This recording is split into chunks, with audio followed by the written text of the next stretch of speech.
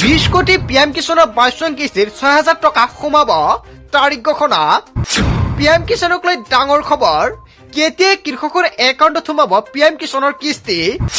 PM কিষাণৰ 22 নং কিস্তিৰ টকা পাবলৈ এই তিনিটা গুৰুত্বপূৰ্ণ কাম কৰিব লাগিব, নহলে পিএম কিষাণৰ 22 নং কিস্তিৰ 6000 টকা নাপাব। কি কৰিব লাগিব সবিশেষ জানিবলৈ ভিডিঅ'টো এটা শ্বেয়াৰ কৰক। পিএম কিষাণৰ 22 নং কিস্তিৰ ডেট ঘোষণা। পিএম কিষাণক লৈ ডাঙৰ খবৰ আহি পৰিছে, কেতিয়া কৃষকৰ একাউণ্টত সোমাব পিএম কিষাণৰ কিস্তিৰ টকা। সকলো কৃষকে ৱেইট কৰি আছে। অৱশেষত কৃষকৰ বাবে ভাল খবৰ আহি পৰিছে। প্ৰধানমন্ত্ৰী কিষাণ সন্মান নিধি যোজনা পিএম কিষাণ হৈছে কেন্দ্ৰীয় চৰকাৰৰ এক অভিলাষী আঁচনি, যিয়ে সমগ্ৰ ভাৰতবৰ্ষৰ কৃষক পৰিয়ালসমূহক তেওঁলোকৰ উপাৰ্জনৰ পৰিপূৰক হিচাপ বছৰি 6000 কোটি টকা সহায় আগবঢ়ায়, যিটো তিনিটা সমান কিস্তিত প্ৰদান কৰা হয়। 6000 টকা তিনিটা ভাগত ভাগ কৰা হয় আৰু ভাগ কৰি 2000 কোটি টকা প্ৰদান কৰে একাউণ্টত। ইয়াৰ বাবে যোগ্য হ'বলৈ কৃষকসকলে ইকেৱাইচি সম্পূৰ্ণ কৰিব লাগিব। যদি আপুনি পিএম কিষাণৰ 22 নং কিস্তিৰ টকা পাব খোজে, তেনে ক্ষেত্ৰত ইকেৱাইচি কৰিব লাগিব। ইকেৱাইচি নকৰিলে আপোনাৰ একাউণ্টত এই টকা নাপাব। তেওঁলোকৰ বেংক একাউণ্ট আধাৰ কেৱল এয়াই নহয়, UPI আইডিৰ সৈতে লিংক কৰিব লাগিব, অন্যথা আপোনাৰ একাউণ্টত টকা নাপাব।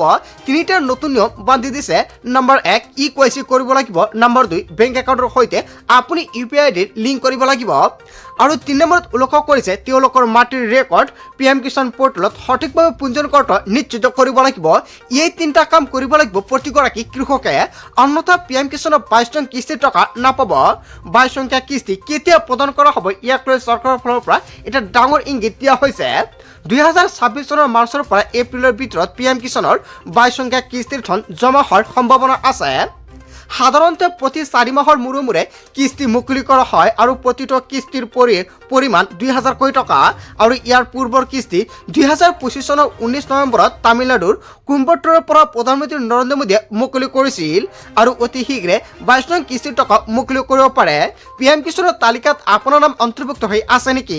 যদি এই তিনিটা কাম এতিয়ালৈকে কৰা নাই, অতি শীঘ্ৰে কৰাই ৰাখক, অন্যথা আপোনাৰ একাউণ্টত এই টকা আপুনি নাপাব।